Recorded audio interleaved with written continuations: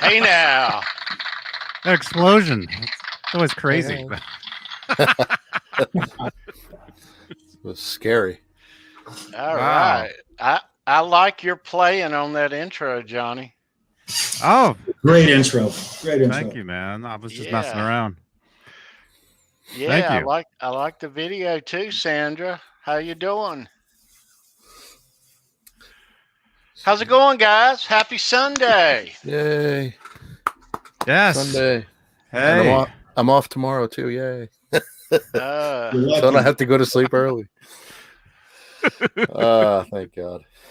Welcome, everybody. Halenville live on a Sunday night. We got Charles Greene with us over here, everybody. Say hello. Hey guys, hope you guys are doing well. Hey. Hey, it's great. It's great to meet you, man. Finally. I mean, I know we've talked, on the phone, and you've just been a huge supporter of my channel and everything I've been doing, and I just want to say thank you. You're welcome. It's great to meet you. Great to meet you, man. Wonderful to meet you guys, all you guys. It's good to meet everybody in the chat too. Very cool. It's a great community. Everyone's It really doing well. is. Awesome community. Very good. Mhm. Yeah. Absolutely. How's everybody doing? How you doing, B? I'm good. Good. Had a good weekend. Good day today. It was beautiful out. Beautiful outside. Yeah. Hit like 82 here up in Poughkeepsie, New York. So, but it's going back into the 60s again next week. But I'm good with that. I'm a fat guy, so I like cool weather. So, But I like it warm and dry, like it's been here in North Carolina, right, Charles? It's been wonderful. It's not going to stay that way, but it's been wonderful. Yeah. Really good. And Real nice. nice. yeah, it's good. Yeah. How about you, Johnny? How's California doing? It's nice today. Very nice. Busy. Had a great show last night. Just craziness. Mhm. I'm gonna have Saturday to catch night. the replay because I couldn't stay up, but it's always nuts. I always enjoy watching it. Yeah, it's insanity. I mean, But I'm looking forward great already time. to New Year's Eve because I love the New Year's Eve show. I've been on the past 2 years and it's just insanity. Yeah. Those have gotten better every year. Yeah, Every they're year. great. They're New Year's great. Eve. Been doing those for several years now. Yep. Um, Good times. Halloween too. I'm looking forward to Halloween. Oh my God. Halloween. That's amazing. Yeah. mhm. Yeah. So Crazy. who we got in the chat tonight, B? Well, let's take a look here. People that have chatted so far. We got CK. Hey, CK. You got Hey, Chris Sawa. You got yourself, Fruitcake. Johnny Beane. Hey, now. And Sandra Picorni. She's there. And Thomas Santiago. He's there. You gotta sing his name, right? Yeah. So far, that's what we got. So I'm sure more will be rolling in. Yeah. But All right. that's what we have say so hi. far. That's what we have so far. Yeah, come on in, say hi. Welcome. So Yeah. Get any good mail this week, Tony? No, I am expecting a couple of things. Cool. So next week on the Van Halen show here Sunday, we'll have a special unboxing, Nice. cool piece of Van Halen memorabilia that I am very excited about. Never before seen memorabilia. You may have seen this, I haven't seen it. but you're going to see it live. You're going to see it unboxed, and it's extra special. I'm Cool. not going to say any more than that, but we'll. Nope. Don't yeah. need to say anymore. Yeah. So it's going to be a Very cool next week.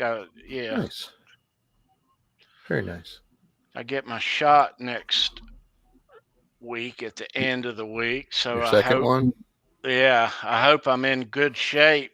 I got mine. Weekend. My wife and I got our second one this morning. So we'll see how I feel tomorrow. But it'll be all right. You'll be okay. Good so far? Oh yeah, good so far. Yep. Good so far. Off tomorrow. That's cool. I took off tomorrow just in case, but it's always nice to be, able to do what I want to do and not be tied to a phone or in the clean room, or like last night when we were getting ready for the show, I got called twice from work. So yeah, that was exciting. But yeah. It's it's good. No, Everything is peachy keen. Yeah, I got to get up and take the dog, one of the dogs, to the vet. Oh yeah. Yeah. Which one? She all right? Lucy. She's okay. Or Yeah. just for a checkup. Well, I hope. Okay. All right. She's having a little issue, and I'm just unsure. So I'm gonna go by there on the way. Good deal. To the office. Yeah. Yep. Yeah. I get my dog's like 10, so he has some hip issues. Little Shih Tzu, cute little dog. So, you got any pets, Charles? 3. I have a 95-pound yellow lab named Benji. Wow. A 50-pound rot named Kelso, and about a 60-pound rot named Gronk. Short for Gronkowski. That's one of my daughter's things. Oh, cool. Is Kelso from that 70s show? Is it? Yeah. Ashton Kutcher I character. love him. I'm a dog person, big time. Yeah, that's great. That's awesome. Love it. Yeah, I love Tony's little dachshunds. They dress them up for Halloween. It's great. There's cute. Ned. Nedward. So Nedward Van Halen. Hi, those Ned. last pictures Johnny's been posting today. Yeah, they're awesome. Him and Ned are so awesome. Ned. Nice toes, Ned. Ned's a rocker. He's amazing, man. Oh yeah, he rules. This guy. I mean, yeah, he's incredible. Yep. I've never really had a cat ever. I mean, not like him at least. I had one for 18 years. They're awesome. Sometimes you wake up, they're on your chest. And hey, what are you doing here? Yeah. Yeah. Yeah. They have their own lives, and they don't give a shit, and that's the best part. That's it. Yeah. That's it.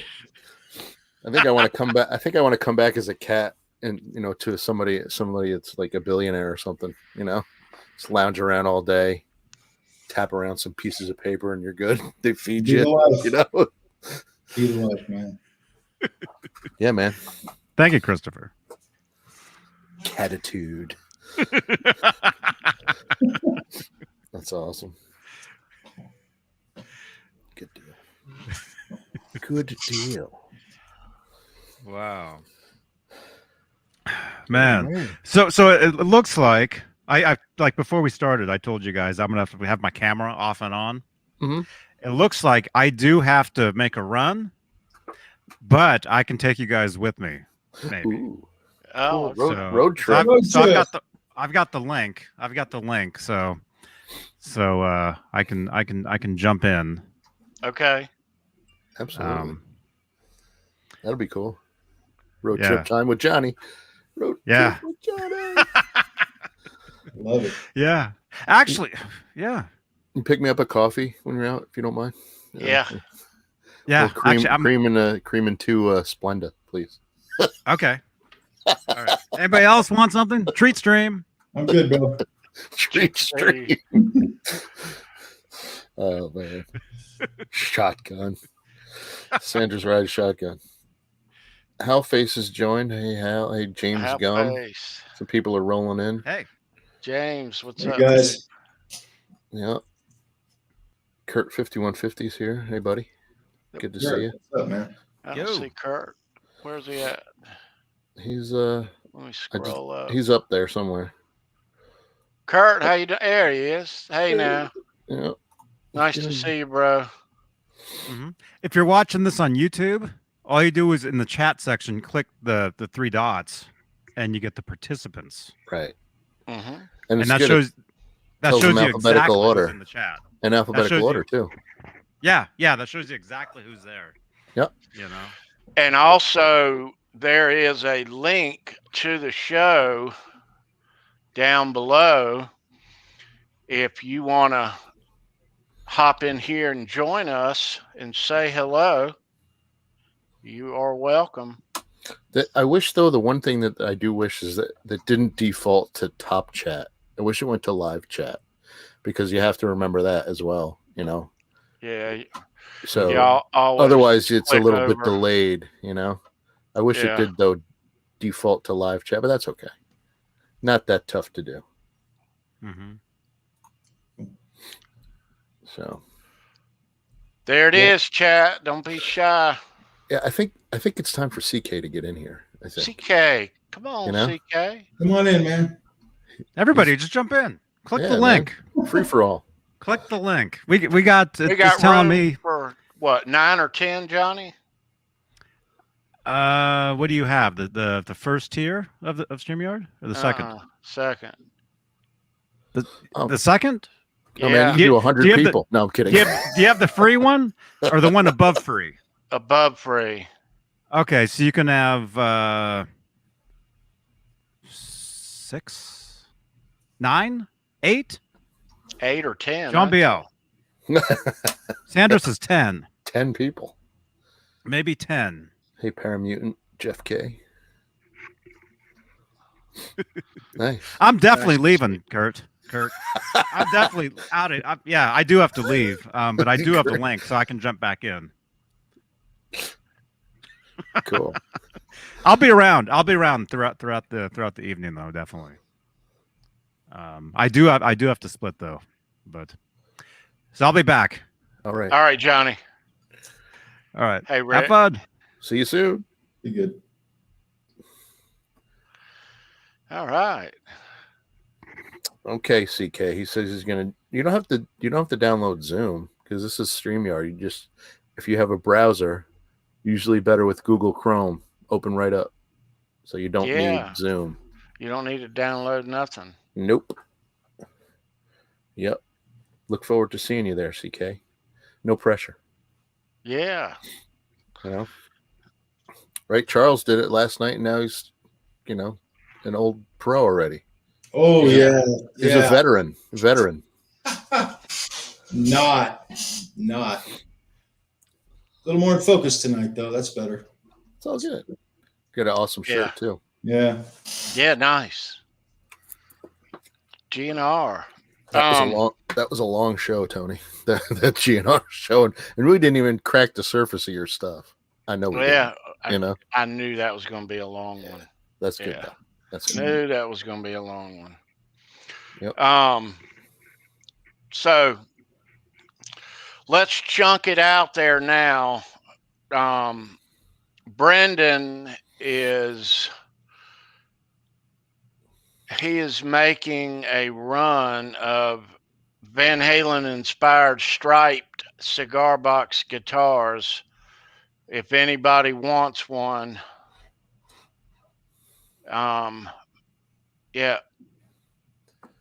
hit him up. Send me an email. Let me know what you want.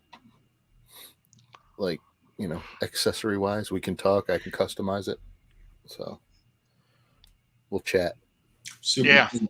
Very cool. Yeah. So, yeah. So, I see Sandra's putting stuff in there. Why is Dave better than Sammy? Why is Sammy better than Dave? why is Dave better than Sammy? I don't know that Dave is better than Sammy or Sam's Dave's not better than better Sammy. than Dave. And Sammy's not better than Dave. Now, Charles, you're a big pre-Van Halen Sammy Hagar fan already, right? Yeah, I've been into Sammy Hagar since before Van Halen. I was into him when he was with Montrose. Mm-hmm. And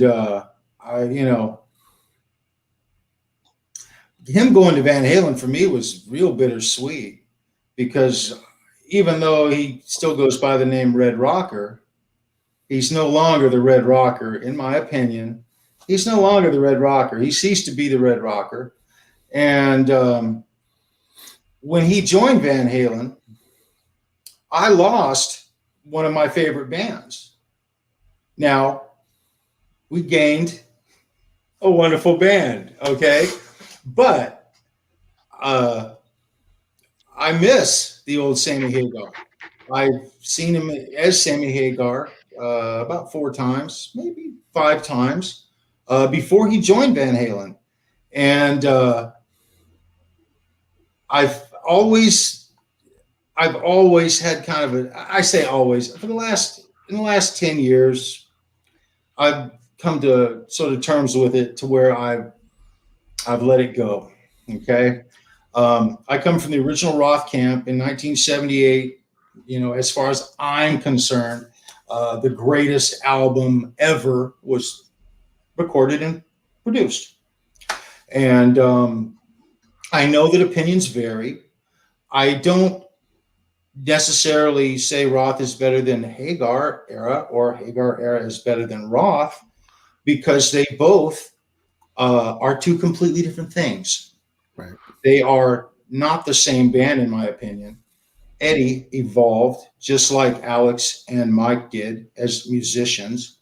They all not only got better, they were surrounded by an entourage of people, and what they produced was amazing music, period. So I don't do that. Hey, Kurt, what's going on, man? Woo! I don't do the one's better than other thing, because it's not. But I miss Sammy Hagar. I miss him badly, and I was a huge fan of that band. So I took it really hard when he joined Van Halen. A lot of my friends were split, house divided, and here's why. Let me explain. So the Roth era was, in my opinion, the most outstanding thing that's happened in music. You can argue it ever. I think it just was the most groundbreaking album. When that album came out, if you played guitar, you wanted to be Eddie. If you played the bass, you wanted to be Michael. If you were a drummer, you were listening to Alex. And if you didn't know how to play anything, you wish to God you could sing, you could be David Lee Roth, because he is, and he still is. When he walks into a room, the lights get just a little bit brighter, okay? They do. He lightens everything. He was unbelievable. He set the bar, okay? And after I would say around their 4th album, the press, at least in California, when I was a kid, and I was just a kid listening to this stuff, but the press was getting tired of his escapades, and they were not as forgiving of his dropping the ball. He was getting negative press, and it was embarrassing the rest of the band, okay? Mm-hmm. And I remember when it was pretty much apparent, and the exact year and month I'm not great on, but you guys know. I mean, look who I'm talking to. And so when he was at the point where they were talking about splitting and they weren't making any music, and you hear one story from one camp and one story from another, and those aren't the real stories. There's all kinds of other stuff going on that we aren't even privy to necessarily. And as a fan, it was really disappointing. And the line in the sand was when the US Festival hit off, the very next morning, the city and county was Del Valle, California, where it was held. The mayor, the city officials, the sheriff came on national. Ended up going nationally, then it went international because Van Halen is huge news. And it was the most negative press I've ever heard about the band. And here's the thing. They used the name Van Halen did this and Van Halen did that. No. David Lee Roth did this and David Lee Roth did that. And when the sheriff said that Van Halen will never be allowed to play in Del Valle, California again, on television, on every channel it was on every radio station, they were doing live coverage of that. It was humiliating to the rest of the band because their behavior is not what caused the negative press. Now, I saw an interview. I think it was in 1980. I want to say the end of 85, maybe. It was after. Yeah, no kidding. And he's priceless. And so I'm listening, and there's an interview of Alex and Eddie, and they're complaining. They're being honest. I believe they were giving an honest account of how they felt about Dave. And their gripe was that his head had got too big. He had what they called it. I'm going to quote. They called it lead singer syndrome. That's what they called it. And they said they were sick and tired of his escapades and blah, blah, blah. Now, that being said, at the same time, Dave's doing the same press, but his press didn't sound the same as that. It was his excuse of whatever. So as far as who did what and everything, hey, as a fan, I'm just depressed because the greatest band in history, literally, they set the standard. They're falling apart. It was depressing for me. I didn't like it. I was upset about it. And because of the negative press during the US Festival, right after the US Festival, it was over. And it just was taking time for the smoke to clear, essentially. Yeah. Everyone's feelings were hurt. And I, as a fan, I was pretty upset about it. It was a California thing, too. I mean to say we were the only ones listening to Van Halen, but in California, we love our Van Halen. And so that being said, I still had Sammy Hagar. When I was living with Sammy Hagar. And now Farm Aid comes along. Sammy's no longer the Red Rocker. He's going with Van Halen. Well, it took me a little while to get used to Sammy Hagar and Van Halen. It took me a while. And I had my reasons. And I'm just going to be honest. I'm going to be honest. I'm talking to a pretty savvy group here that's Van Halen oriented. So you guys know what I'm talking about. When Sammy joined Van Halen, I didn't dig the music. I didn't like it. I didn't like the way it had gone. And here's why. I'll give you an example. Oh. We lost Kurt. You okay? You're okay, buddy. Hey, the songs that Sammy was singing, and Sammy was a bad boy, okay? He can't drive 55. There's only one way to rock. I mean, he had as bad boy a rocker reputation as David Lee Roth had. His just wasn't going so negative. He didn't have the negative press. But it seems like he recreated himself to go into Van Halen. His influence on Eddie's guitar playing, his influence on Michael's bass playing, and Alex's drumming seemed to me to be apparent. I seemed to hear it in the music. The old music, and it was like the music was going one direction. It was wonderful, wonderful, wonderful, and just album after album. And then all of a sudden, they went off in another direction. Eddie's guitar playing changed. He started using chord progressions. I mean, you guys know what I'm talking about. And so he went from basically shredding to playing chords. And his music, the music seemed to be more chord oriented. That wasn't worse. I'm not saying it was worse or better. I wasn't used to it. I didn't like it because it wasn't what I wanted. I wanted Roth.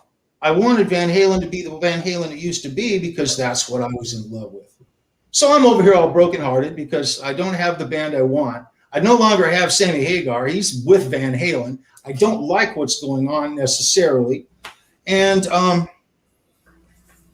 it took me a little time to realize it. You know, Sammy, when he started singing with Van Halen, his songs changed. The meaning of the songs. He was singing about things like love, and feelings, and emotions, and relationships. Man, Dave don't sing about relationships. He ain't talking about love. Jamie's crying. She's brokenhearted. You know, that thin red line that he's stepping over, that's David Lee Roth. And it was not the same thing. And it took me a long time to appreciate the new Van Halen. I said it. Yeah, I just said it. It took me a long time. Now, do I appreciate the new Van Halen?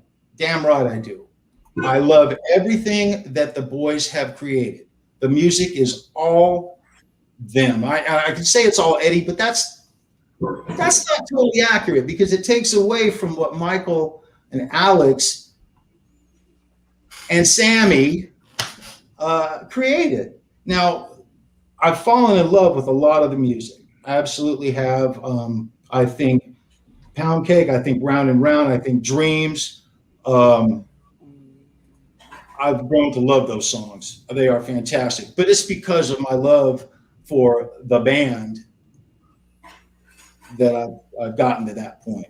But I miss the old Roth. I'll always be in the Roth camp in my mind because that's what I grew up with. I was there in the beginning, just like a lot of you guys were. And if you weren't, you can't really, you can appreciate the music, you can love the music, but it's not, if you didn't experience it from the beginning, you don't have quite the same take on it as people who did. But that's just my opinion. I'm just my opinion. But that being said, I have grown to love it. I miss the hell out of Eddie Van Halen. I knew I was going to get to see him again. I never went to see a 5150 show. I never went to see a Van Hagar lineup. Never did it. Could have done it. Didn't do it. Regret it. Regrets. But I've forgiven Dave because I was pretty mad at Dave for a while. I spent some time with David back in the 80 and 81. We knew each other's names. We would laugh and we'd joke with each other as he would come into the club, the whiskey. And I have some really fond memories. You know, a lot of the great memories that we have when we meet people that we idolize and things like that, it doesn't have to be a big deal. Sometimes you're going in a store and they're coming out. Sometimes you're walking up going up an escalator, they're coming down. It's a real personal thing, and it's wonderful, you know. But I had a couple of times where I got to hang with him for a minute, and you know, I didn't know what to say to him because I was literally starstruck. He was such an unbelievable human being. He still is.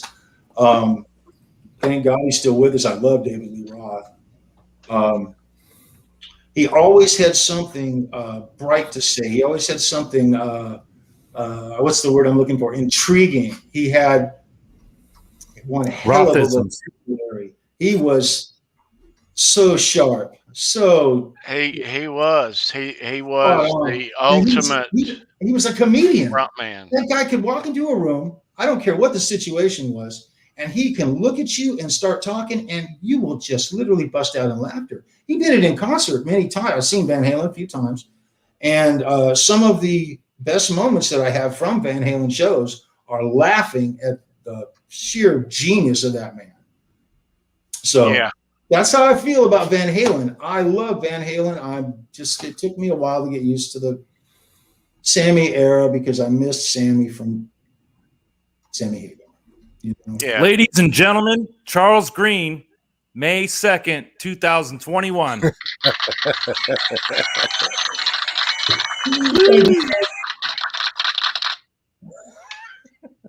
The speech that will live on forever.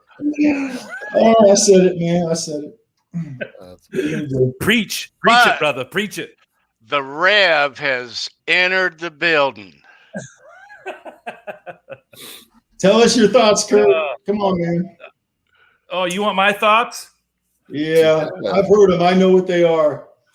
Oh, Lay you it have? out there, brother. So I would have to say my thoughts truly are based upon my age. I'm going to totally date myself so you guys will know how old I am, but I was 9 years old when 5150 came out. And that was my very first tape I've ever owned. And that thing, when I got a hold of it and put it in that Walkman, like it was over. And then shortly thereafter, I got Van Halen 1, Van Halen 2. And I had known Van Halen through MTV, you know, with Panama and Hot for Teacher and Jump. But I really didn't associate David Lee Roth with Sammy Hagar. You know, I was 9. Yeah. Sure. And so I was a little bit naive, and I didn't really know. It took a while for me to fall in love with it. Hey, now, who do we got? Cobra Kai stepped in. Someone. Oh, so anyway, it was a first love with Sammy with 50, but I immediately went to the first and second album. So I love them both. I couldn't choose one or the other, but I can tell you that I gravitate to the Sammy era more just because of my age and it's the first thing you heard. Yeah, it was the first thing I heard. It was. I mean, it knocked socks off. It's not like Eddie and the guys got any worse over the years. I mean, and the quality of their equipment got better and better and better. The quality of the recording and everything that went with it got better and better. So, I mean, I understand it. I get it. I think there's no wrong answer. There's no wrong answer. It's all this personal thing. I swear, it cracks me up when the Discord goes crazy. By the way, I get like an F- in Discord. I just want to throw it out there, but I get an A in other areas. So just letting you guys know. But so I'm averaging like a C. I'm cool. So it's all good. Anyway, you know, there's no wrong answer. Well, with the Hagar era, and I'm not going to go back. I'm going to save that because I'm going to hold court too. But from the time that Hagar joined that band, Eddie's playing, he progressed each year. Oh, and yes, by 86, yes, his playing was really that era, 86 time, he was at his best. His songwriting, you know, creative, the whole process, the keyboards and the guitar.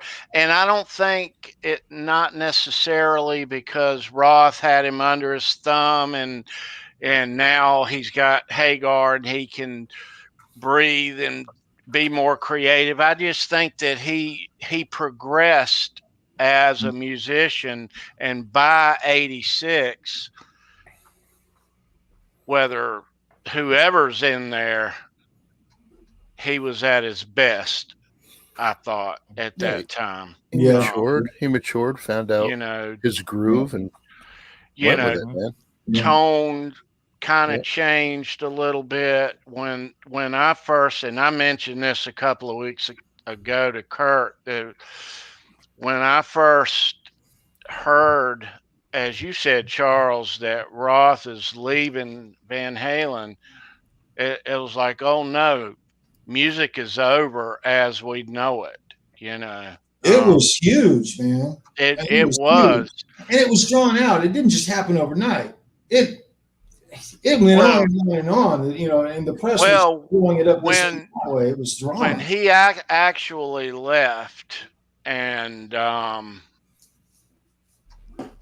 you hear that they've hired Sammy Hagar, it was like, oh no. I liked Hagar okay. I liked him okay. I liked the newest stuff, but I didn't love him. Man, like you, lost the Red Charles. Rocker, dude.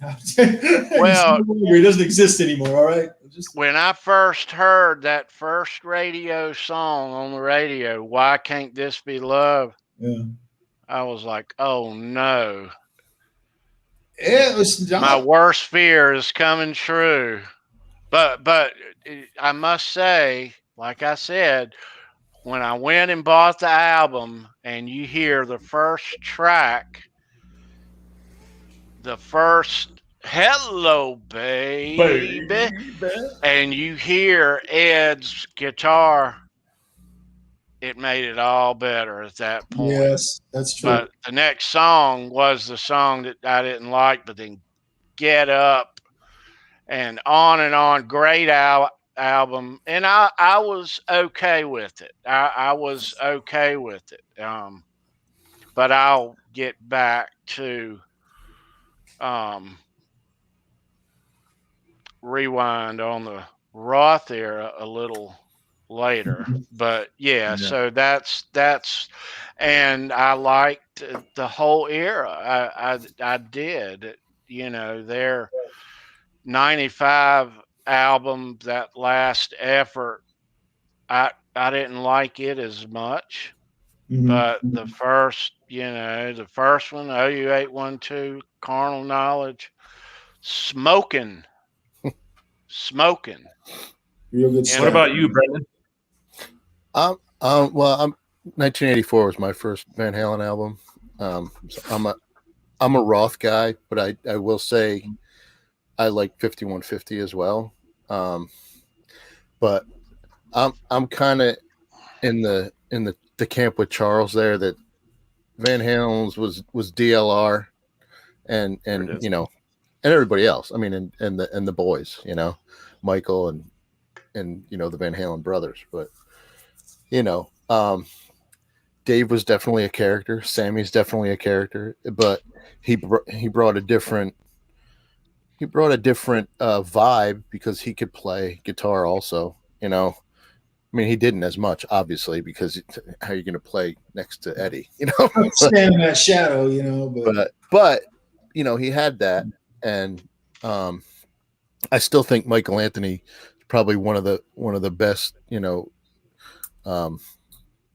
vocalists, you know, background vocalists out there. Oh, yeah, especially, you know, just hitting those notes, man. You know, so I agree. I mean, I bounce back and forth, but I mean, 1984 is my favorite album, and 5150 is my second favorite album, and then Van Halen 1, if that makes any sense to everybody. But it does. Absolutely, it does. Yeah, that's good.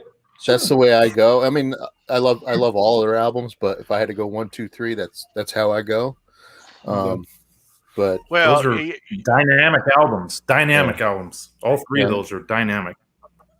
You have a different perspective on the whole band if you experienced it from the start, right. You know, and you watched them grow. Well, it was more than just the music in the beginning. In the beginning, the music, I mean, obviously the music was obviously the most important part, but their showmanship. It changed the face of fashion with men and women in the early 80s. I'm never wearing chaps. I don't care if I look like that. I'm not wearing chaps. They were just. I can see it. I can see it in my mind. Who's mind-boggling? No, you can't. Everybody I knew was trying to dress just like them and be like them and emulate them. It was just ridiculous. It was so cool. You have pictures of yourself dressing like that, Charles? I know you do. Album is so groundbreaking, freaking awesome. And, I mean, it would literally almost stop time. It was so good and so fresh and new. And I'm in the Roth camp. I'm sorry, I'll never leave it. I can't, you know. But I just love everything they do. I don't mean to sound one-sided about it. And yeah. What an Well, unbelievable Roth, album. when that band hopped out there, by 1980, it was very apparent that their live shows were just unbelievably good for two reasons. One, you had this very energetic, charismatic lead singer who really that he was so cool the first few years until he left. But as you said a while ago, Charles, there was a point in time, 83, 84, where his mouth got a little, what used to be just, this is the coolest guy in rock and roll by far. Yeah. Absolutely, positively, Mr. Cool himself. And then it started like, this guy's getting just a little too much, a little, I don't know if he's high, getting thick, a little, and it started to get on everybody's nerves, obviously, including the band. And I had no animosity of any kind as a fan. I understood. I got it. Who wants to be miserable? I mean, if they can't get along, well, why do it? Whole point, and two, when you got this Roth guy, and then you got the guitar player who is it was known really quickly that he was the best guitar player in rock music. I mean, we knew that from 1980. Yep. We knew it, and he started from 81 on, winning the Guitar Player Magazine award every year, and you coupled that with Roth, and that's where that big legend image of Van Halen came from. Yes, that's true. Hagar joined, and he was humbled just to be in that band. He's like, oh shit, I'm in Van Halen. And I can't blame him for doing it. He wasn't bad. He wasn't bad at all. Him and Ed wrote some great stuff. They had a great run. You can't, but it may be wrong to say that it ain't Van Halen without Roth, but I do have a shirt in there that says exactly that. It ain't Van Halen without David Lee Roth. Right. But I mean, there's nobody though that I don't know if Dave was the first one to do it, but talking in the middle of the songs and stuff, there's no one else that does it like he did. Hey, I love it when the line goes up the back of her. Hey, where you going? Come, nobody does that. Yes, yeah. I love and that you hated to see it go. Yeah. You hated to know that there wasn't going to be any more of that. Well, you went and watched that band live in that era. Yeah. And that dude had everybody in the place in the palm of his hand. Yes. Absolutely. It was something to see. It was a sight. It was. It was the best live show you could pay money to see. Yeah. It was. It really was. Other than I'm obviously a Crew fan, but there's only been two bands that there's only one other band that I think has a stage show that's equal to Van Halen, and it's of a different. It's not the same. It's not the same kind of thing. But I love an AC/DC show. I've seen AC/DC a few times, and I liken their show to a show. Yeah. I call it the English version of the greatest show in the world.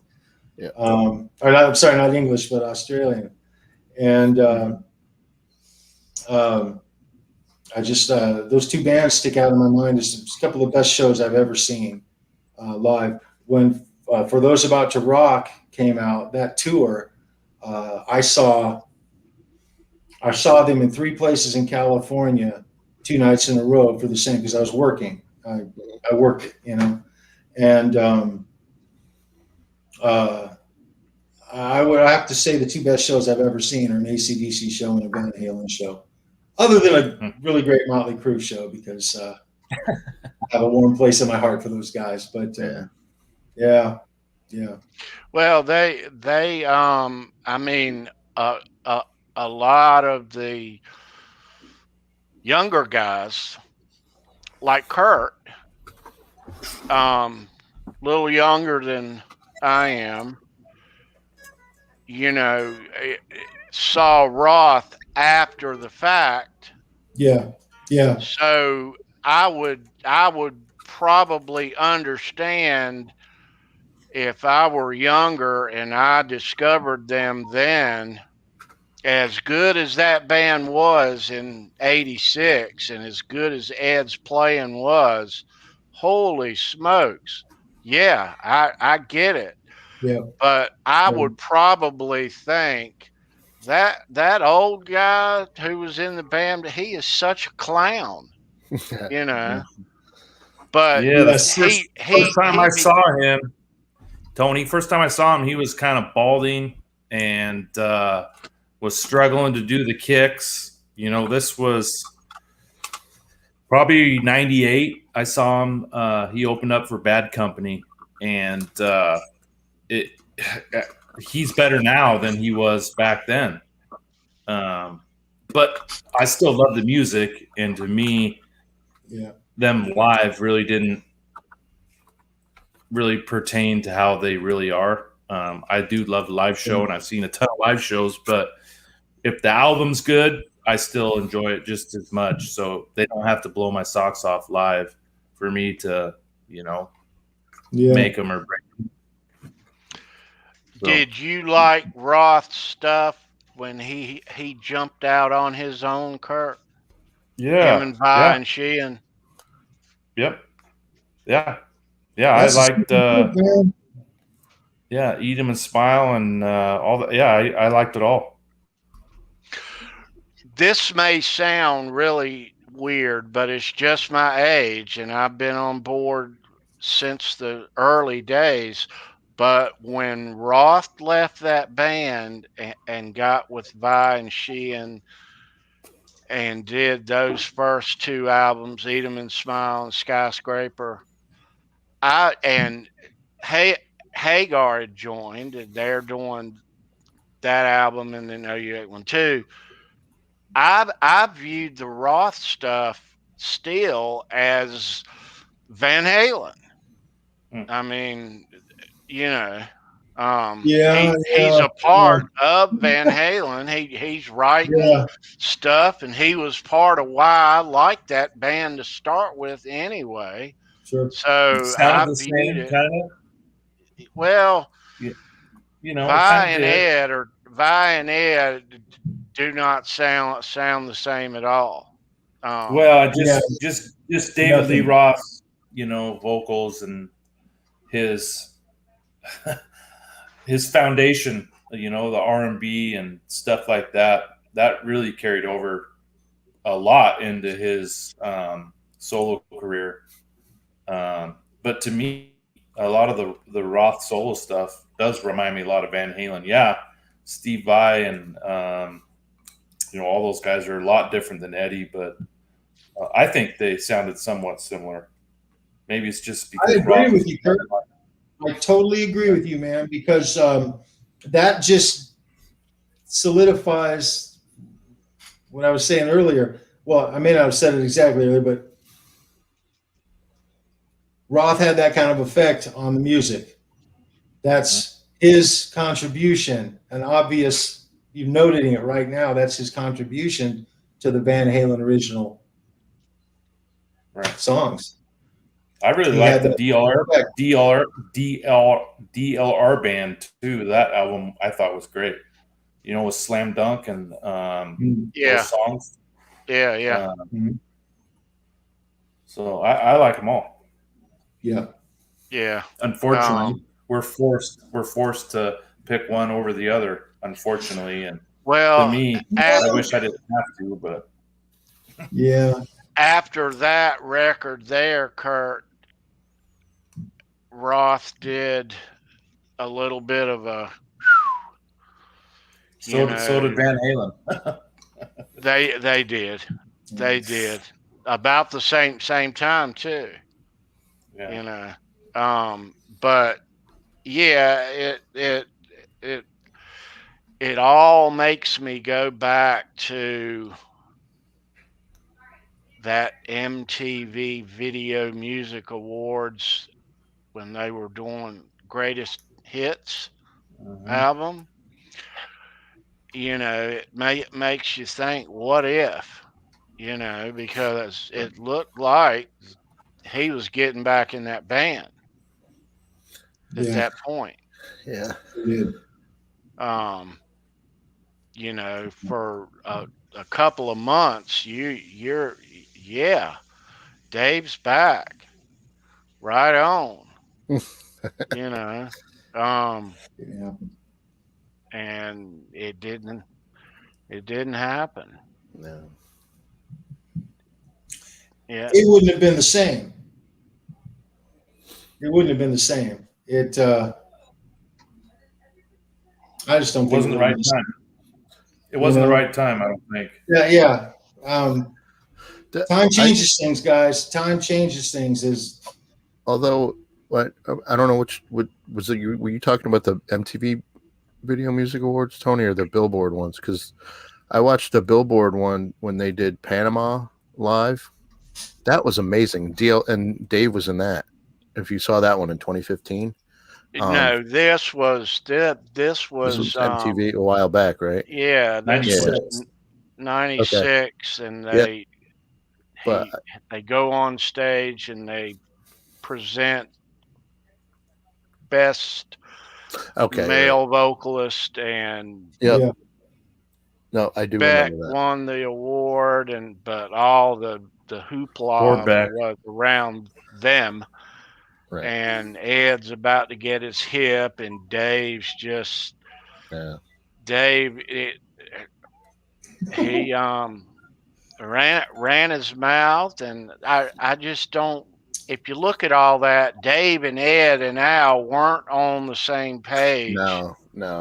About it. Mitch Malloy was 1 foot in at that point. He watched that MTV Music Awards from his house when he was told that he was going to be in the band. Big old cluster. Wow. Yeah. And then Gary Cerrone comes a few months later, and boy, was I excited for that, because my older brother was a huge Extreme fan. So I kind of always liked Extreme as, you know, another side pocket band that I liked. And dude, I was so excited. I'm like, man, it's too bad it didn't work with Dave. I love Sam, but if they could have picked a singer, Gary Cerrone would have been the guy I wanted them to pick. And I mean, that's a whole nother ball of wax. I don't want to get into it, but it's too bad that. That's another show. Yeah, for sure. Yeah, that is we all nothing against Gary, but that is that's truly what a lot of us, I mean, we wish it would have never happened. You know, I mean, I hate to say that, as awful as that sounds, but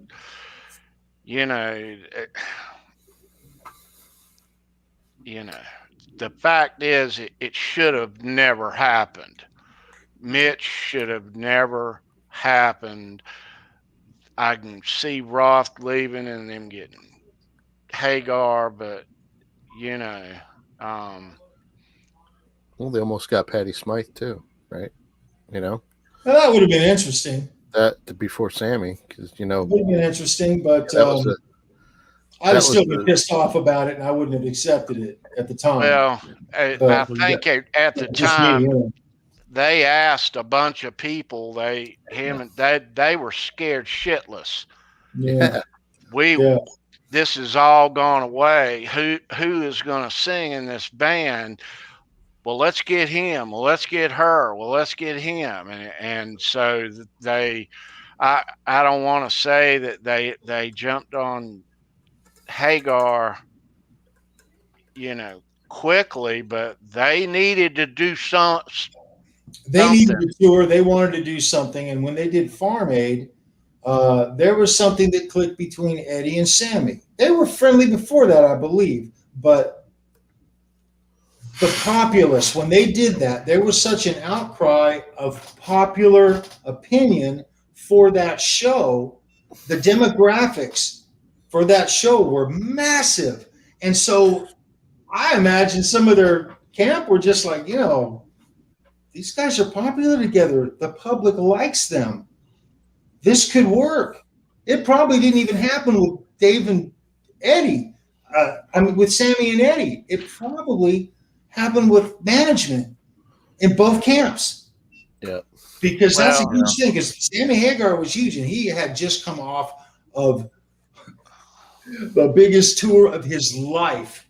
Okay. Biggest And it album was of his life, cool. and he was ready to take a break, and you know, he wasn't. You know? He jumped into So this. it was a win-win situation for both of them, and it was I think a business move of epic proportion. You know, Yeah, they were and popular, I'll tell right? you guys, the idea of having 5 or 6 different people sing lead on a bunch of songs on an album, that was Eddie's idea. And Alex, I heard in an interview, he immediately shot him because he told Eddie, he said, "Hey, that's a good idea, but how the hell are we going to pull that off live? We're a live Yeah. band. Yeah. Our formula is to hit the studio, put out a record, and spend 9 to 10 months out on tour and selling records. And if we get a bunch of people to sing on this record, how are we going to coordinate to get all those people on tour with us? How are we going to?" He's like, "It ain't going to work." So then they asked Yeah. Patty, and she came out recently after Eddie's death and said that 1, she was pregnant, Right. and 2, she didn't drink, and she had spent some time with Van Halen backstage. She actually became really good friends with Eddie and Valerie, and she thought that the band was a little bit of a loose cannon, and she didn't want to be any part of it. So she kind of Well, decided to not jump in, you know. if Eddie's Lamborghini hadn't have broke down, From Claudio. and he goes in and he says, "Hey," because Hagar kept his car in the showroom at Claudio's, and he had just come off tour and hadn't gone there to get it yet. And Ed marches in there and says, "Whose car is that?" "Oh, that's Sammy." "You look bummed, Ed. What's wrong?" "My singer just took off." "Ah, why don't you call Sammy? That's his car right there. Call him." So, and Kurt, he'll tell you, this guy right here in this book says Yep. that if Ed's car hadn't have broke down and he'd have give it just a couple of more weeks, he feels like Dave would have come back. Yep. And he thought the Sammy thing was going to be one and done. He thought Dave was going to come back after 5150. Ted did, right? Yeah.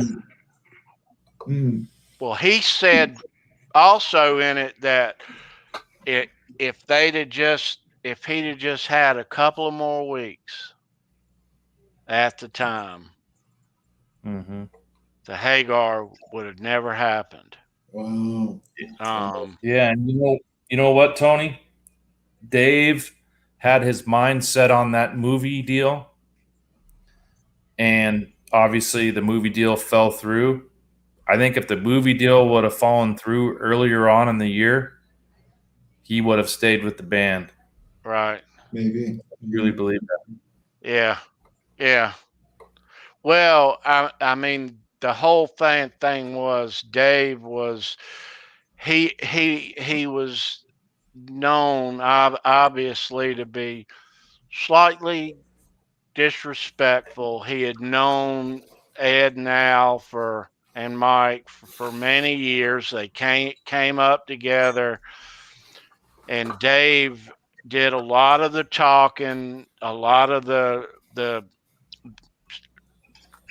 behind the scenes stuff. You know, Ed just played, and that was basically it. Whether it's his last name or not. Right. Dave, he basically ran that band. So he could be overbearing, and so it came to the point where, and I understand it, they were effing sick of David Lee Roth, you know. Whatever success that they had with each other and what Dave brought and helped them get where they were, he, in their eyes, he was an asshole still, you know. So it happened. Can't change history, and you know, each era had its heyday.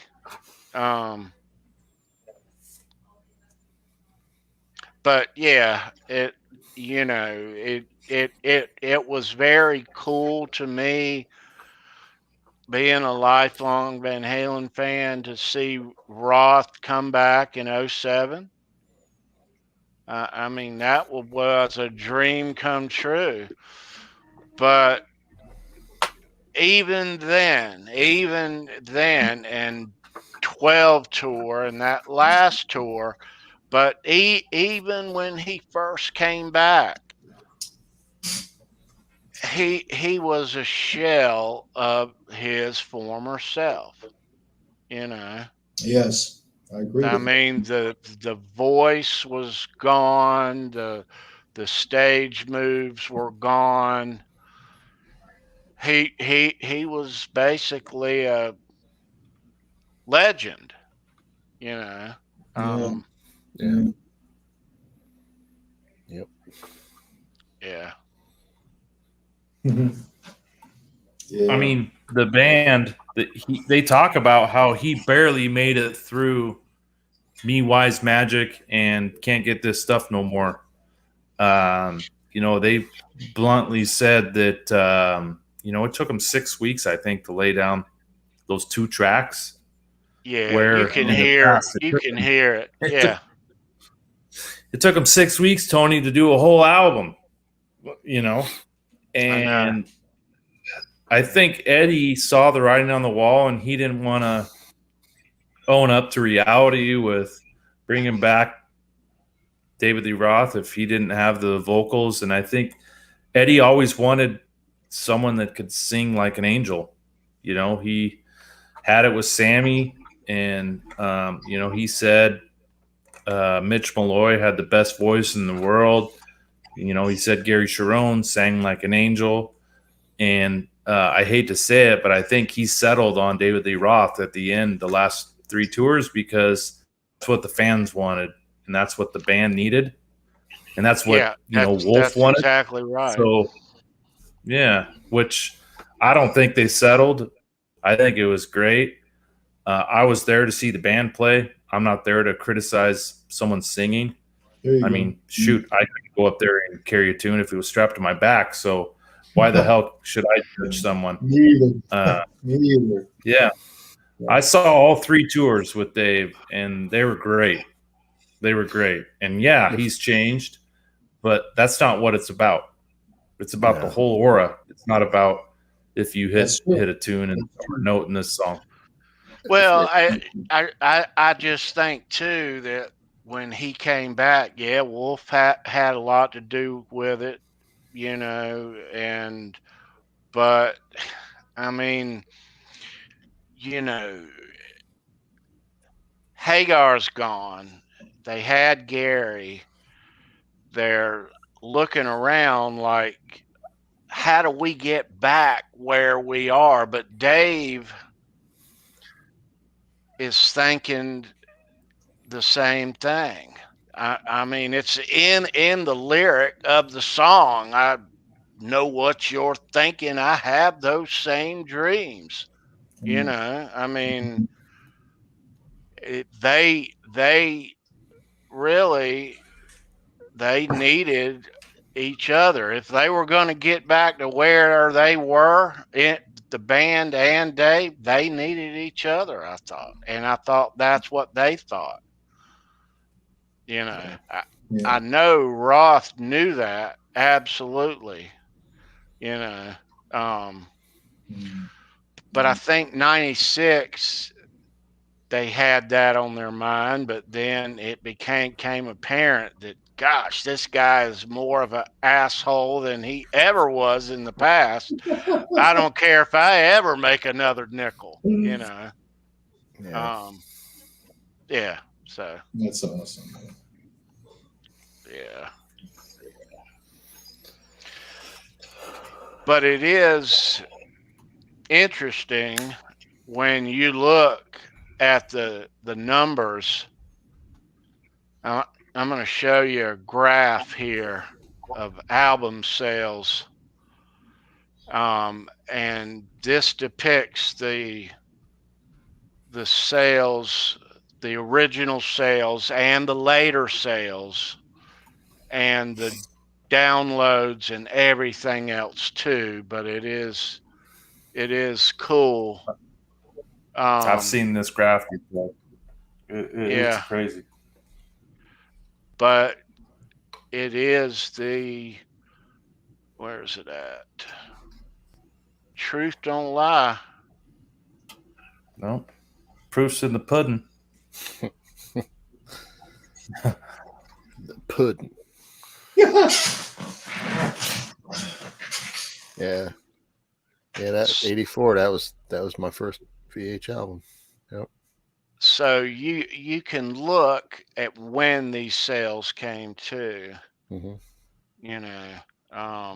But still the Roth era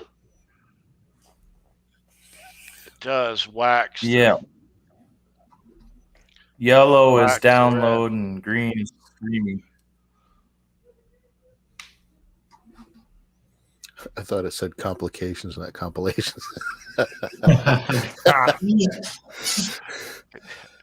That's funny. The one, Tony, the obviously everyone knows Fair Warning was a low selling album, and Noel Monk, they put a lot of money on the line to buy airplay on that record, and I still scratch my head on that.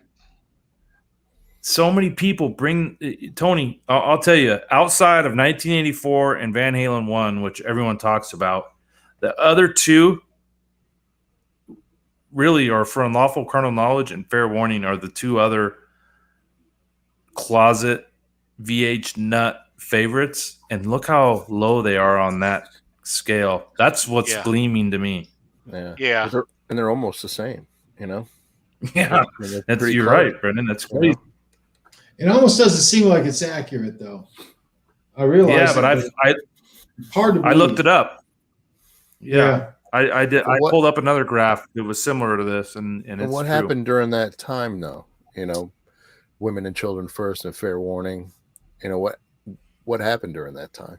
Was there other underlying reasons? You know, In my neck of the woods, it seemed to me, around me, the landscape, that they gained in popularity. That's how it seemed to me too at that time. Yeah. Yeah, and OU 812 to For Unlawful Common Knowledge was the early stages of grunge alternative, and I would say Van Halen was probably 1 out of 3 bands that rose above the cream of the crop, and they actually stayed alive during that time. Yeah. Yes. Agreed. And still, you know, their album sales are really low. Well, things were changing in the landscape at that time too. Yeah. But yeah, I was a little shocked looking at that thing. I knew it was a little more Roth than Hagar, but I didn't realize. Here's a crazy that question. much.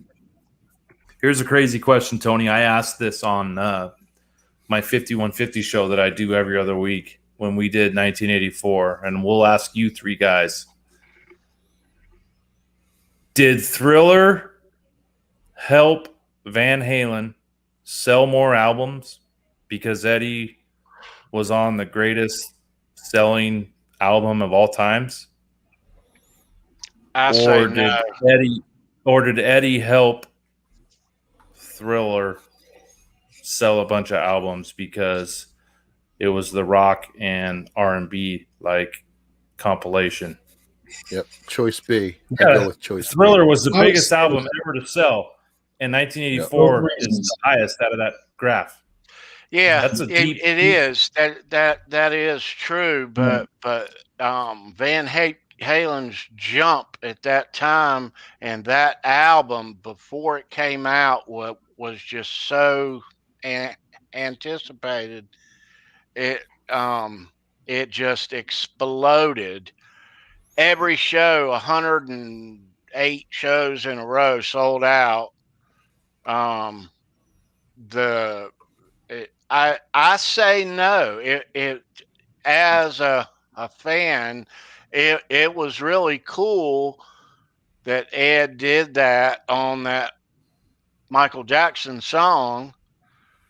We all thought it was cool at the time, but Michael Jackson would have sold as many without Ed. You know, he might have sold a few more. You know that I didn't buy the record.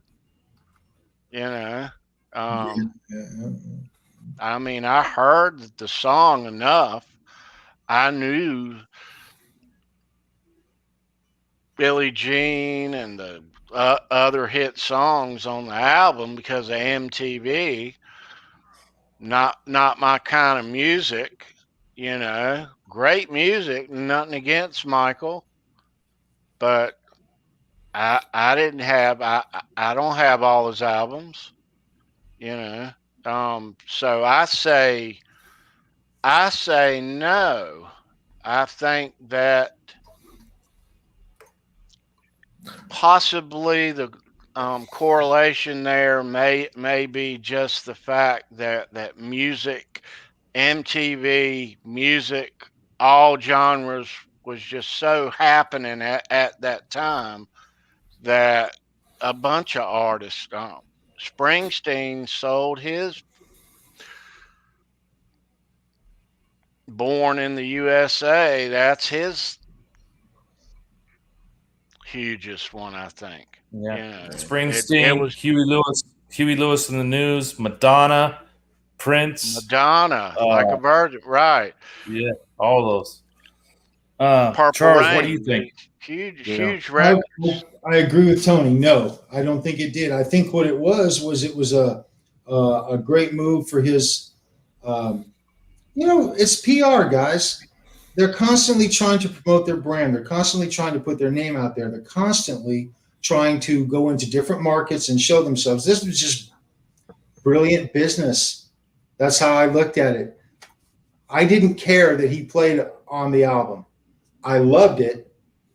The song was a wonderful song. Michael Jackson, his music was outstanding live. He was something to see. And but my answer is no, Kurt. I would say that it neither helped him nor hurt him in any way, shape, or it helped him in the simple fact that he did it. He got his name out there because that's good press. It's always good to get your name out there and to keep promoting yourself and go moving forward. And that's what I got out of it personally. What about you, Brendan? What do you think? I think no for the first part, but yes for the second part, because I mean, plus not to the effect that, oh my God, I got to buy this now because Eddie's on it, but that and the combination of that and MTV with the videos, it's like the perfect storm, right? But I do think though that Michael Jackson sold more Thriller albums because Eddie was on it. That's my opinion. But how many? I don't know. I mean, it's negligible. If you look back, you'd be like, all right, maybe even if it's a couple of thousand, but you probably got more people to start listening to that stuff and having ideas. Because then, I mean, after that opened up the door to like, Aerosmith and Run DMC and some other collaborations like that. Right. So it helped future collaborations, and I think it helped them a little bit. But I mean, I'm with you guys. It wasn't a game changer, but I do think it helped. He was great before. He was great after. Right. It was just. I love the song. I love the song. Content. Oh yeah. I didn't buy the album because of it, though. It's more of a deep thought, and what if, or are they related? But Tony, I was 8 years old, bro, when Thriller came out, and it was bigger than life, buddy. Like when at the age of 8, Thriller was bigger than life. Oh yeah, crazy. He's huge. What's your thoughts on that, Kurt? I kind of agree with Brendan a little bit. I think a lot of hard. I mean, Van Halen, you can't even really put them in a category. They're not heavy metal. They're not rock and roll. So I guess we'll call them hard rock. A lot of hard rock, stadium rock, cock rock, whatever you want to call them. A lot of those people probably bought that Thriller album because Eddie was on it, but I think there was a lot of mixed, there was the white and black mix, if we dare to say that, where it was the R&B rock and roll mix that it's just really convenient that Thriller was a pop R&B album, and then Jump comes out around the same time, and it's a pop song that can be played on the radio. I don't know. Yeah. It's just a weird coincidence, I guess. That's the only reason I bring it up. It's a weird coincidence. Well, I think that Michael stayed at number one that year for as long as he did, and it wouldn't have mattered what anybody else did. He was still that popular. And if Thriller wouldn't have been come out, 1984 probably would have been number one. Yeah. Oh yeah. I'd say so. Yeah.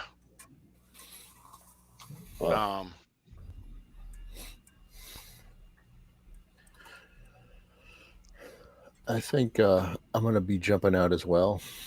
I'm starting to get tired, and Night, Sandra. I'm gonna Yeah, Sandra. call it an evening myself. But All right, B. All right, brother. always Take care, great man. to talk. Be Always good, great to Brennan. talk to you guys. Good to see you again, Kurt. See you, Nice to see man. you again, Yeah, Charles. Take care, bro. Tony, always a pleasure. We'll talk soon. I'll holler this week. Ladies and gentlemen, Brendan B. Squared right there. Bye, everybody. Take Later, care. brother. Have fun storming the castle. Later, dude. See you later. Is Johnny gonna come back in? Yeah. I'm sure he's lurking out there somewhere. But yeah, it I don't know. There's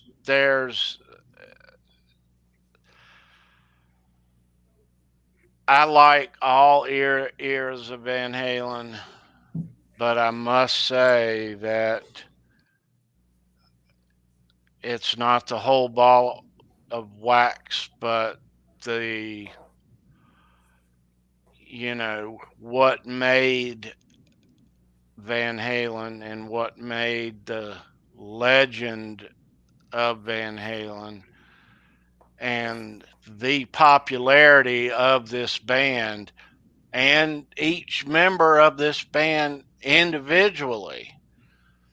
And I think, and don't take this the wrong way, but as innovative as Eddie was,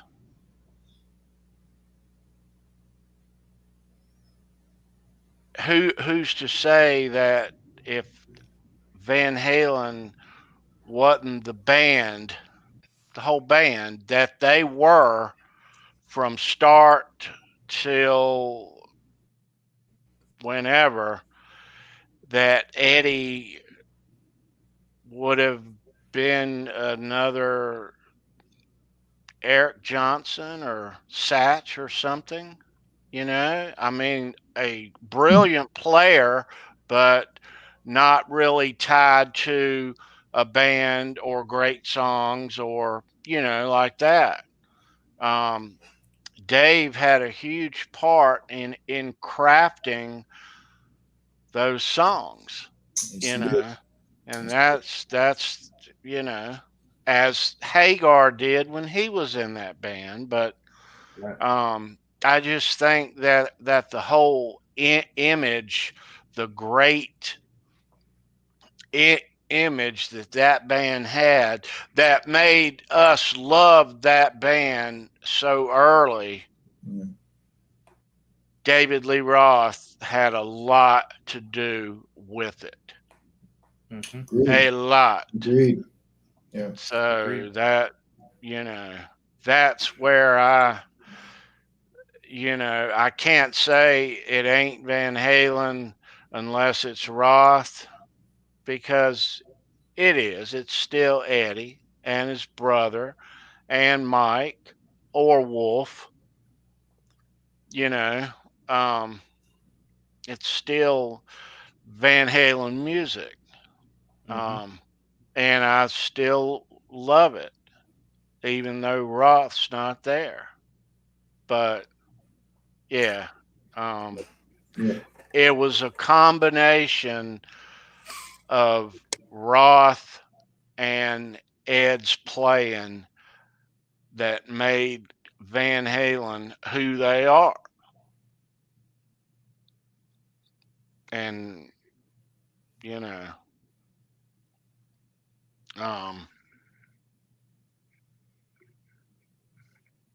so yeah, that's what I think anyway.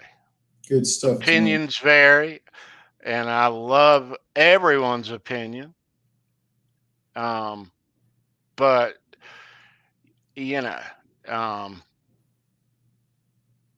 there's things I don't like about Roth in later times. There's things that I don't like about Hagar. I will say that as the years went on, even up to now, I like Hagar better and better and better and better and better as time goes. You know, but as I said, I was shaking in my shoes when I first heard "Why Can't This Be Love?" Shaking in my boots. It was a moment. It was a moment, Tony. You know.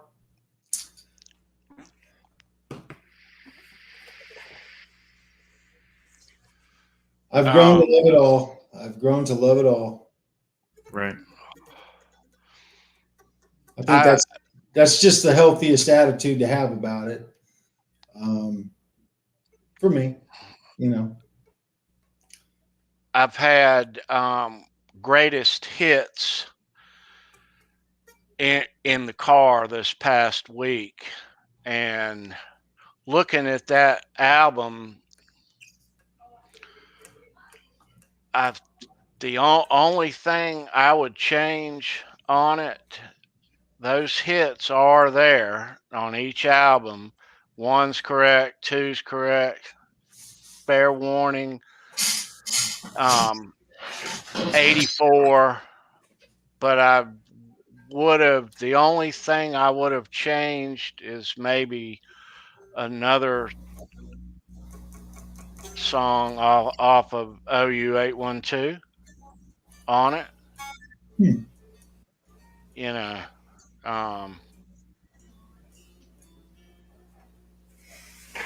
but yeah. I can't remember what songs were on that greatest hits. I got the best of both worlds sitting here, but greatest hits one. Are some of the instrumentals on? Eruptions on there. I think that's the only one, but it covers each album. Yeah. No dive up or down though. It goes straight from Unchained to Jump.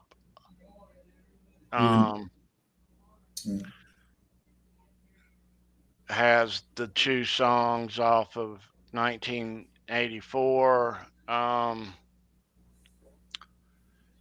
Each album is there though, but I would have liked to have seen another song off of OU 812. Yeah. You know. Yeah, it's got two from 5150, one from OU 812, and then two from For Unlawful Carnal Knowledge. Yeah. And then one off 2, 3, balance. 4. Yeah. Yeah. That was exciting, man. 96 when that album came out. I was senior in high school. I remember the street I was driving on when I first heard EY's Magic on the radio. I remember the exact spot I was at. Nice. Wow. Yeah. Cool. Yeah. Now, in 04, Hagar, they did that.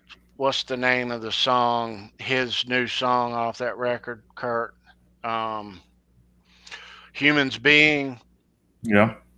They did that song live, but Roth and the band never did Me Wise Magic or Can't Get This Stuff No More.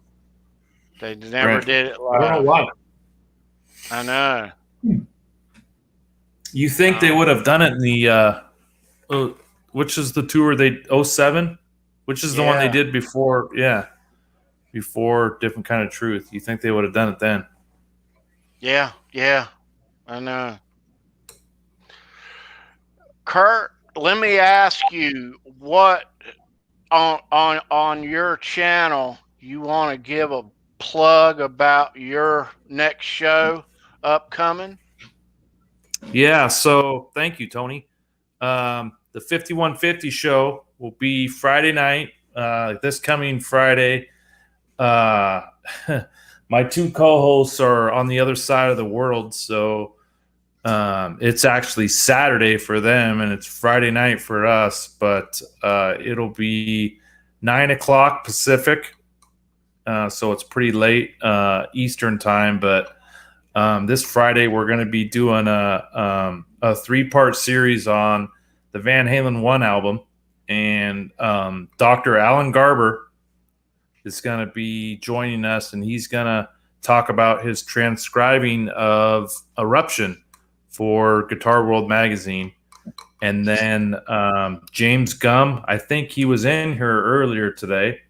Yeah. Not sure if James is still on here, but he's going to join us as well, showing his guitar collection. And he actually has a cool sitar, which some of you guys know Eddie used on that first album on one song that he recently got. So we're going to have James show a couple guitars on Friday night show, but it's Friday night, 10 o'clock Pacific or 9 o'clock Pacific.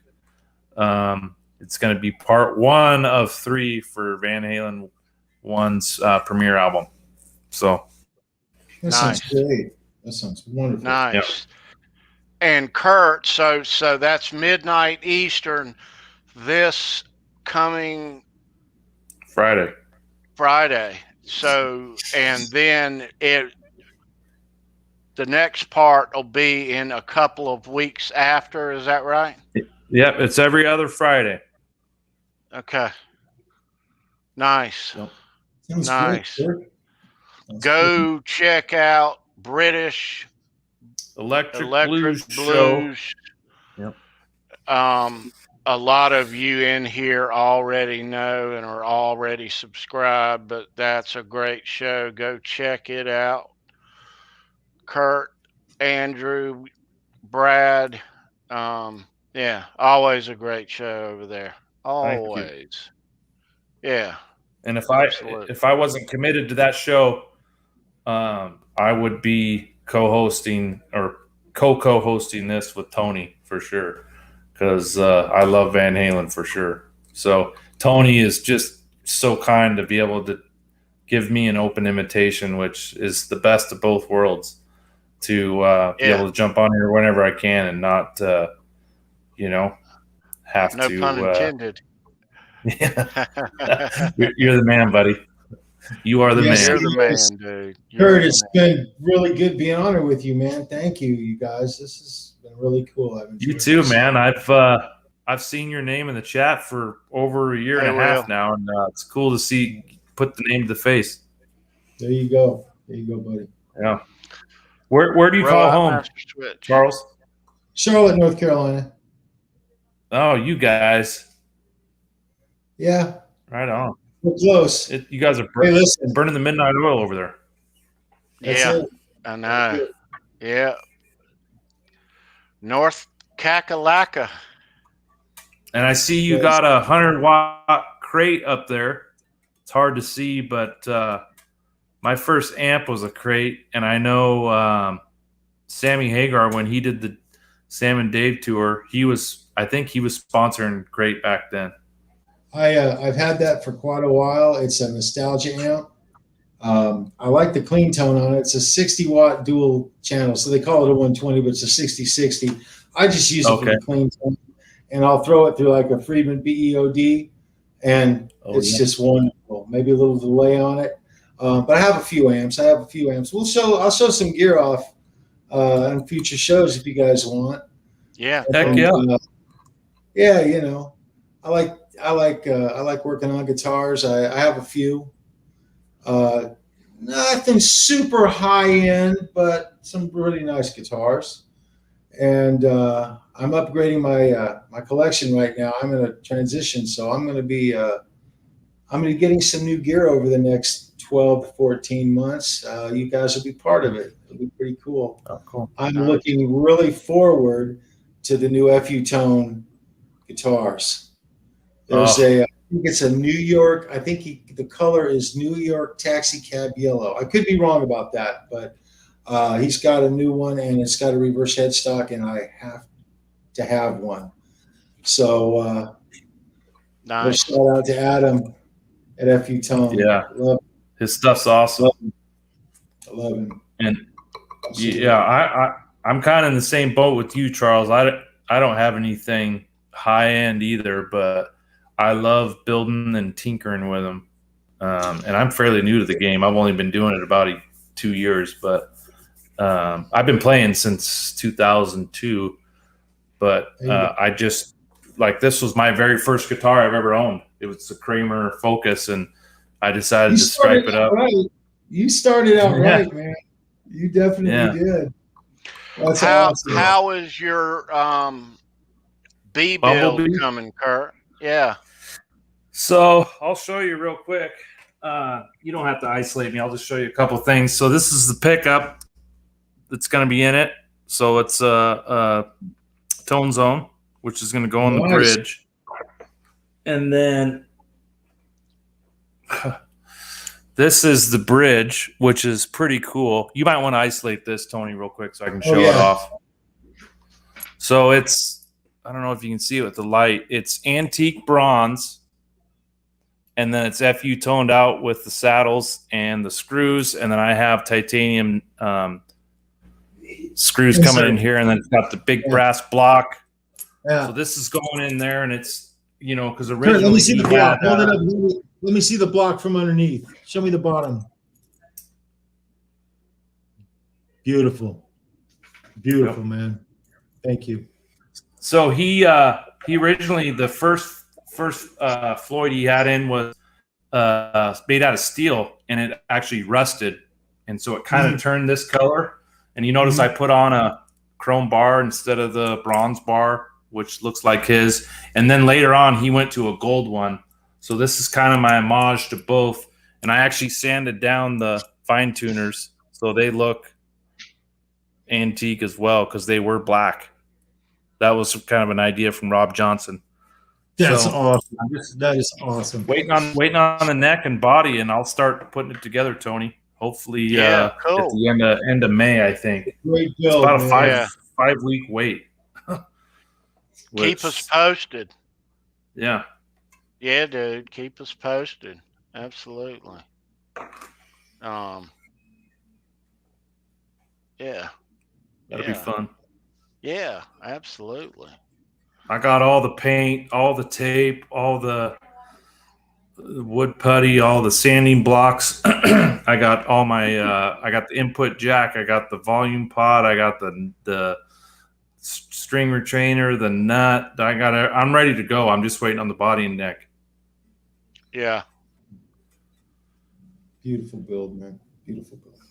You still here, Johnny? I'll put step-by-step pictures in the Discord for sure.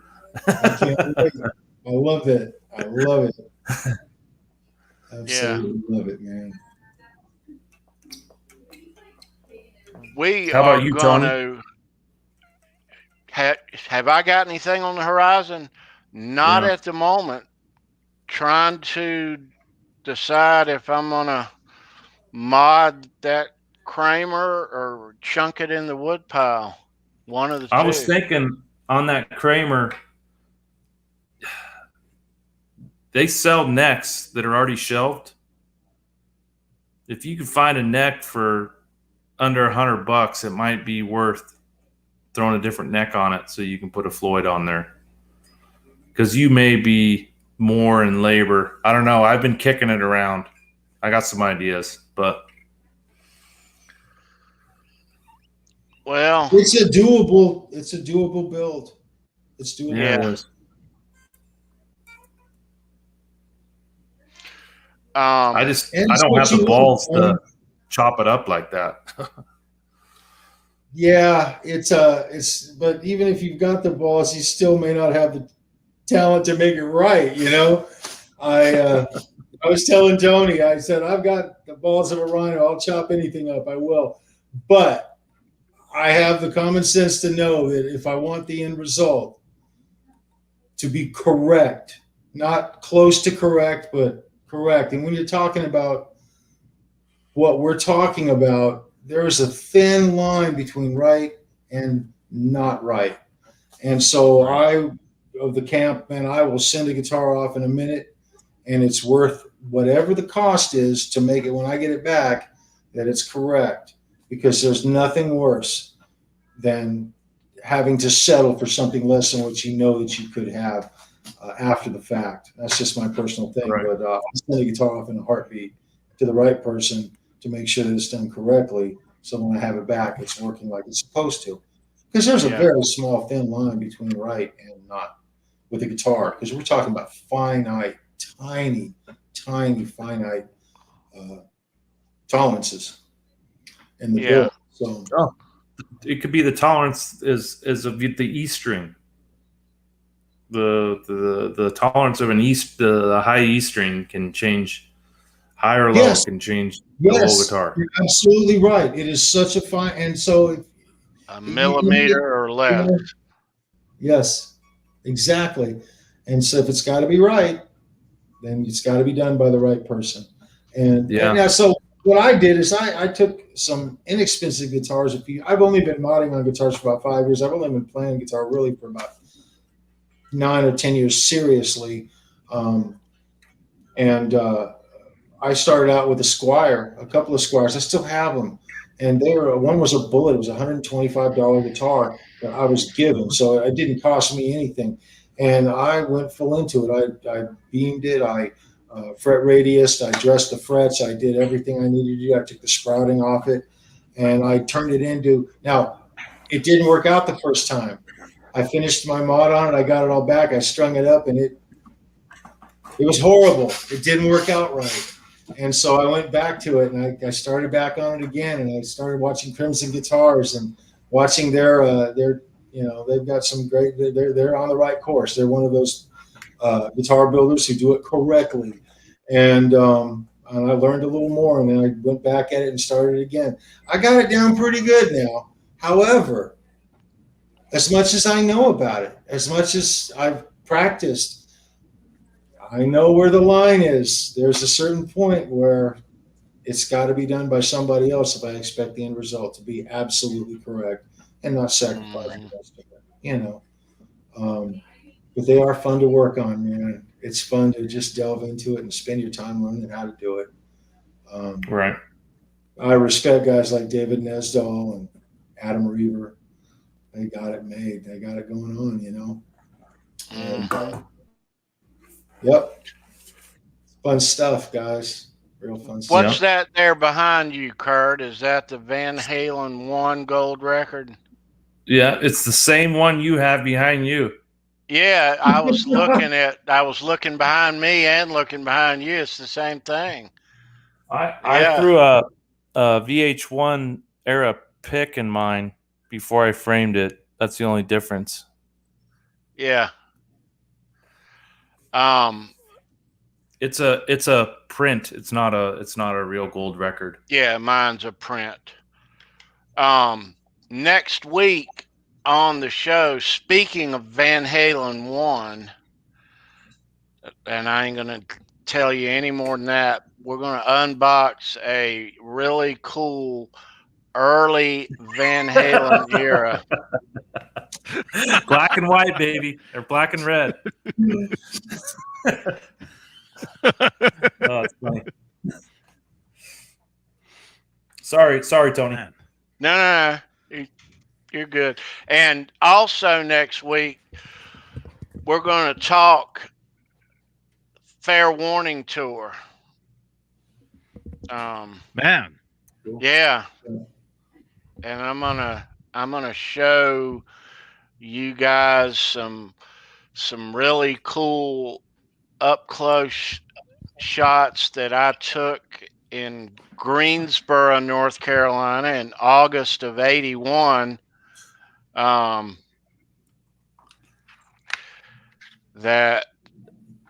you hadn't seen yet. And we'll talk about the start of that show. That's one of the bootlegs of that year's, and that's a long intro in that song, and it's been speculation of why it's been a long intro. Yep, there it is. and I think Did I've you got send me this? Somebody sent me this. No, it wasn't me. Wow. Well, that's the show, right? That's the show. Yeah. But they wondered why it took so long. They start the opening song, "I'm on Fire," and then they basically restart it, and it was Roth late, was something happening with Al, was Ed, but I think I've got the proof in the pictures that I took. And I'm not going to say it. I'm not going to say any more than that, but we'll get into all that nerdy stuff next week. But there is a reason, I believe, why that show didn't start quite on time. So, Cool. yeah, Cool. yeah. John Biel. Jabiel, what was it? We talked about this, him and me, because he's got that show, the audio, up on his YouTube channel, and he asked me, "You were at that? Why did it take them so long to start that show?" And they're playing the already, and they restart the song, and there is a reason. There is a reason, and I'll show you the reason. Yeah. So Awesome. yeah. That'd be cool. All right, Johnny. Last thoughts on Roth and Hagar, or Roth. Or Mitch Malloy and Gary. It's all yours. It's all you, Johnny. It's all yours. I think they're both great for what they did for the time they were both in that band. You know, you couldn't swap them. You know, Sammy singing the Roth songs. Sammy didn't want to sing those songs, and so he would sing, you know, Panama. I think that was really it. You know, he didn't want to sing Jump in the beginning, and because he would pull people up on stage to sing it. If you listen to any 5150 bootlegs, you hear like some random person singing the song. Ain't talking about love. You know, Ain't talking about love. They would do that one. Roth singing any Hagar era tunes, forget it. It would be more wrong than anything ever. It just wouldn't make sense. You know. Yeah. But yeah, I love them all, and thank you. You like this jacket? You like this? This was a gift from Hulu.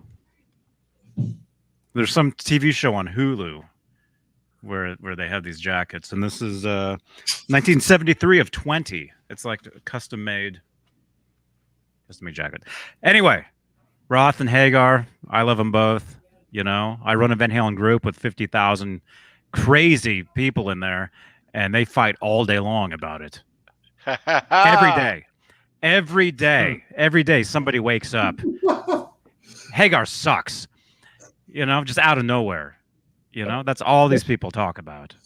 And I saw last night's post too, and I actually, in your show, I sent you a message and asked you if you had seen that post.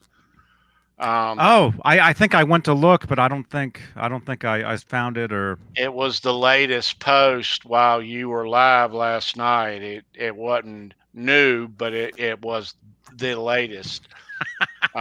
Some guy, you guys need to stop this crap. Roth and Hagar, and you sound like a bunch of big babies and all this. Yeah. That'll just start it up again. It's crazy, man. It's you know, because I never saw any of this before the internet.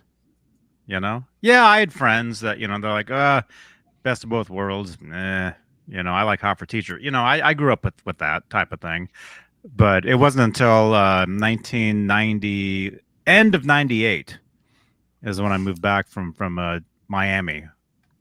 I lived in Miami, Florida for a while, working with Desmond. And when I came back here, that's when I really jumped on the internet, had a computer, joined the Van Halen mailing list, and immediately got kicked out. People would kick you out of there all the time. It might have been Mully. Mully might have been kicking me out. Now we're great friends, But yeah, it wasn't until Facebook started where I really started to see all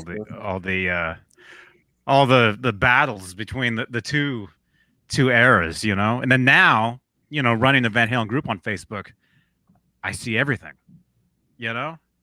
And it's amazing how people, some dude in his 50s wakes up, some guy, I guarantee you, someone's Cheerios today. Some guy in his 50s is going to wake up tomorrow and he's going to be like, I'm just going to post again about how much I don't like Sammy Hagar and how Roth was the greatest ever, And it's every day somebody does that. And it's like, why? I get it if they're looking for the attention because they have something to push. I understand that. But if it's just somebody just out of where that's all they just do that just to do it, Hey, if you don't have anything good to say, don't say anything at all. There you go. That's the way I look at it. Well, say positive things. I have a version I like better than the other, but I'm not going to say I hate one or I don't like this one. I like them all. And yeah, I don't prefer one over the other. It's different, and it's all Eddie. It's all Eddie's music, all of it. And I've always been there for Eddie, no matter what. Every concert I ever went to, I would get the ticket on his side, if I could, If I went to shows and I had binoculars, I was watching Eddie play the entire time. Yeah, to me, it was always about him. But I do love I love everything Van Halen's ever done. I love. I really don't dislike any of it. One thing about both of those guys, and I'll say this, and I'll put it out there: the Sam and Dave tour, like 02, train wreck. Yeah. Teetotal train wreck. Yep. I didn't. What's up, Brad Cook? Hey, Brad. Hey, Brad. I didn't go to that, but since Sammy is from here, he plays all the time here. And I remember he played a free show outside in San Francisco around that era. 02. It was 02. I remember Michael Anthony was playing bass with him, and it would have been cool to have gone to that, but I didn't go. It was okay. I've seen Sammy by himself, and he was better by himself than he was during the Sam and Dave tour. And I've seen Dave by himself, and he was better than when he was in the Sam and Dave tour. And the show I went to, he opened up for Sammy, and he was wearing, the blue jumpsuit. His hair was pretty receding.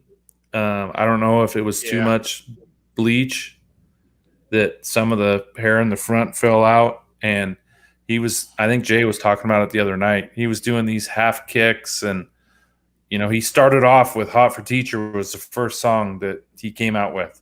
Right. Like that's, it was like the show was like this, ooh, and then it was done. All Van Halen songs. Yankee Rose was the only David Lee Roth song he played. Everything else was Van Halen. Yeah. And then Sammy, he had a whole bar on stage, and like I had seen Sammy with Van Halen a couple years prior in the Balance tour, and it was amazing. Like Sammy was amazing on that tour. And I was telling my brother, I'm like, dude, Sammy Hagar is going to be awesome tonight. He really wasn't that. I mean, he was good, but it wasn't like amazing. Yeah. Mm-hmm. Well, it's different. Anytime you mix something up, It's like, hey, you love Van Halen, but you know, you change any part of it, and it's not quite exact. And the same goes for solo stuff. Or that you know? tour should have never happened, though. You know, I mean, Roth was not at his best. At the time, all the fans went because Van Halen wasn't doing anything. So, oh yeah, it was almost a stopgap between the two. Yeah. Now, the truth about that show, was Roth did more Van Halen songs, many more, but Hagar's show, his set was much better, and I'm sure it was every damn night. You know, he still has a incredible voice. It's amazing for his age that he can still sing as well as he can. He can sing so good. Yeah. Mm-hmm. But I still miss the Red Rocker. That's all I'm saying. But Sammy can sing. He's got the pipes for it. He always took care of himself. You know? Yes. Always. Yes. That was his big thing. Yes. You know, his entire career was taking care of himself, and look at him. You know? Yeah. Cobra Kai Platoon says he wants Gary's vocals stripped out of Van Halen 3 and Wolfie's put in. Yeah, that would probably work. It would work real good. Real good. Wolf is incredible. I was listening to some of his music last night. That guy can sing. Talented. We are approaching just a few short weeks away that album, and it's going to be a big deal. It's going to be a big deal. His dad warned us too. All those interviews, he was talking, gleaming about his son, about how good he was, and you guys just wait. He said, he was right. He was speaking the truth. He was telling it like it was. Yeah, in a few short weeks, we're going to have that album. I'm sure we'll talk lots about it here. Johnny on his shows. Absolutely, it's going to be a big deal. It's close, a couple more weeks, a month and counting. Yeah. Top Gun comes out around the same time too. The new Top Gun. So they're finally releasing movies now, huh? Because how long have we been waiting for the new James Bond? We've been waiting for that new James Bond for like going on how many years? Yeah, it's like the Guns N' Roses. You know? The Guns N' Roses album. Yeah, waiting on that too. Chinese democracy. Don't hold your breath. That is for sure. That is for sure. All right, guys, we are going to wrap things up. It is midnight here on the East Coast. Yeah, I got to get up really early. I'm sure all of you do. That was a Back to the Future right there, Johnny. I caught it. Oh, I'm wearing the jacket, you know. I'm wearing the... Hey, guys, thanks so much for letting me come on. I've thoroughly enjoyed myself. You guys Charles, awesome. Nice to have you. What an awesome group of people here. Really appreciate you guys. Dude. Charles, again, thank you for all your support, man. It's unbelievable. Unbelievable. And that box right there, that's you know what's in that box. And that'll be I'm gonna mail that out. I'll talk to you offline. I'll talk to you offline about it. Very cool. Yeah, Very Charles is a staple. He's a staple for sure. Yeah. Hey, I love all you guys, man. You guys rock. You guys are an awesome group of people. I'm just privileged. You rock, Charles Greene. Yeah. We appreciate you being here tonight. Everybody, Mr. Charles Greene.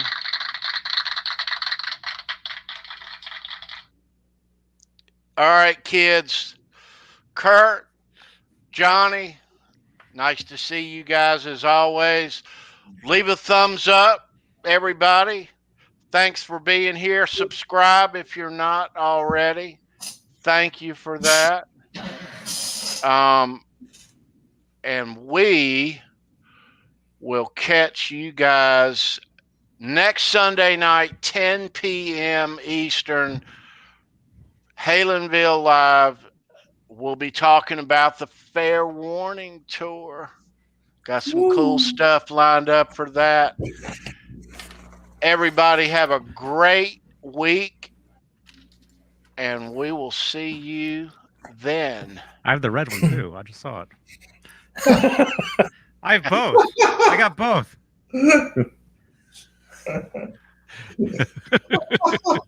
F you, everybody. There you guys. You guys are nuts, man. All right, kids. Y'all be good.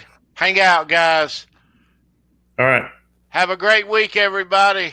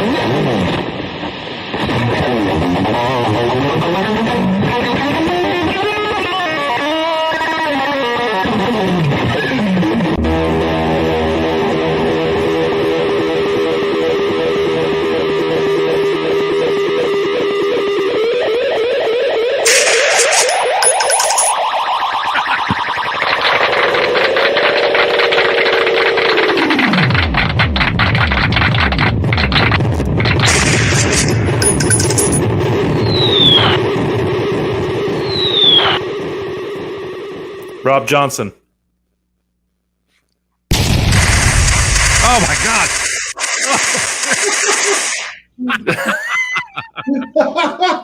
Oh my goodness.